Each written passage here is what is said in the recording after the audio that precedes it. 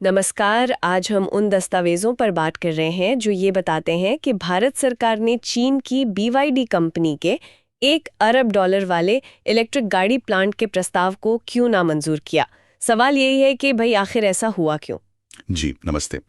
देखिए ये मामला ना सुरक्षा चिंताओं, अपनी इंडस्ट्री को बचाने की कोशिशों और जो आजकल दुनिया में चल रहा है मतलब भू राजनीति, इन सब का एक मिलाजुला काफ़ी दिलचस्प मामला है। हाँ, जो जानकारी हमारे पास है वो यही दिखाती है कि ये सब पहलू कैसे जुड़े हैं। तो चलिए इन्हीं वजहों को थोड़ा और कुरेदते हैं। बिल्कुल।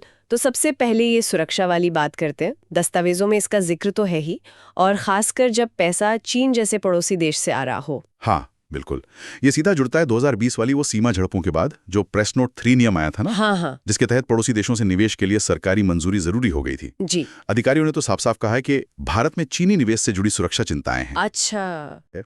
वो कई बार साफ नहीं होता। मतलब ये शक रहता है कि कहीं कम्युनिस्ट पार्टी या सेना से तार तो नहीं जुड़े।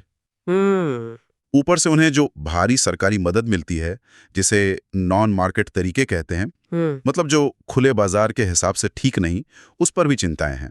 अच्छा, तो ये सिर्फ वो सीमा सुरक्षा वाली बात नहीं है, इसमें मतलब आर्थिक एंगल भी है। ये जो भारी इंपोर्ट ड्यूटी लगती है 100% तक पूरी बनी हुई ईवीज पर, हाँ क्या वो टाटा और महिंद्रा जैसी अपनी कंपनियों को बचाने के लिए है? हाँ, बिल्कुल। ये आर्थिक रणनीति का बहुत अहम हिस्सा है। ये ऊंचे टैक्स जो है, एक तो अपनी कंपनियों को बचाते हैं, दूसरा अमेरिका और EU जैसों के साथ जब मोल भाव होता है ना, तो भारत की स्थिति मजबूत करते हैं। अच्छा, पर यहीं पर एक पेच है। टेस्ला को लेकर रवैया एकदम अलग दिख रहा है। हाँ, ये बात तो है। दस्तावेज भी यही कहते हैं कि भारत टेस्ला को तो बुला रहा है। तो क्या हम ये समझें कि अमेरिकी निवेश को चीनी निवेश पर तरजीह दी जा रही है? यहीं से शायद वो भू राजनीति वाली बात और साफ होती है। बिल्कुल सही पॉइंट उठाया आपने। देखिए, अमेरिका चीन के बीच जो तनाव चल रहा है, उसमें भारत कहीं ना कहीं अमेरिकी खेमे के ज्यादा करीब दिख रहा है। हाँ, एक तरफ टेस्ला, एप्पल जैसी कंपनियों का स्वागत हो रहा है, दूसरी तरफ चीन के साथ ज्यादा गहरे आर्थिक रिश्ते बनाने से परहेज किया जा रहा है। और अगर हम इसे थोड़ा और बड़े नजरिए से देखें, हाँ, तो ये भारत का जो सपना है 2030 तक दुनिया का बड़ा EV हब बनने का, उस पर भी असर डालता है। कैसे? ये तो थोड़ा विरोधाभास ही नहीं लगता कि हब भी बनना है और बड़े प्लेयर को रोक भी रहे हैं। हाँ, यही तो मुश्किल है। देखिए, ऊंचे टैक्स हैं, सुरक्षा जांच बहुत सख्त है और अपनी कंपनियों की लॉबी भी काफी मजबूत है। सही बात है। तो भारत को अपनी ईवी वाली महत्वाकांक्षा और अपनी सुरक्षा और राजनीति वाली चिंताओं के बीच एक बैलेंस बनाना पड़ रहा है। तो फिर इसका असर क्या हो रहा है? मतलब BYD के लिए क्या मायने हैं इसके?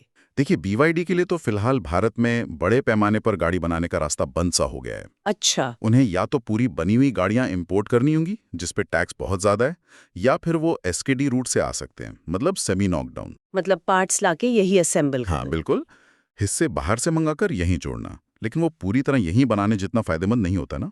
और टेस्ला का क्या? उनके लिए क्या तस्वीर बन रही है? टेस्ला को शायद कुछ रियायतें मिल जाएं। एक तो अमेरिका की तरफ झुकाव है, दूसरा टैक्स कम करने को लेकर जो बातचीत चल रही है, हाँ उससे उन्हें फायदा हो सकता है।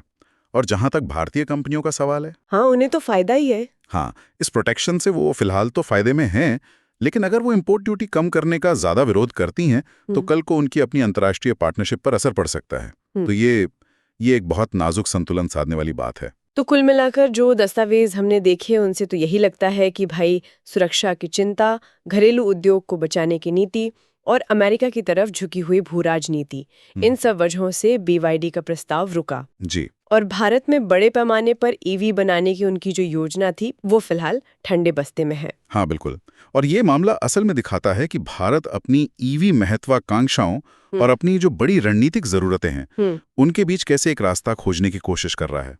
ये हमें एक अहम सवाल के साथ छोड़ जाता है, जिस पर सोचा जा सकता है। क्या? कि अलग अलग अंतर्राष्ट्रीय पार्टनर्स के बीच इस तरह चुनना, ये फैसला लेना लंबे समय में भारत के टेक्नोलॉजी और अर्थव्यवस्था के भविष्य को आखिर किस दिशा में ले जाएगा।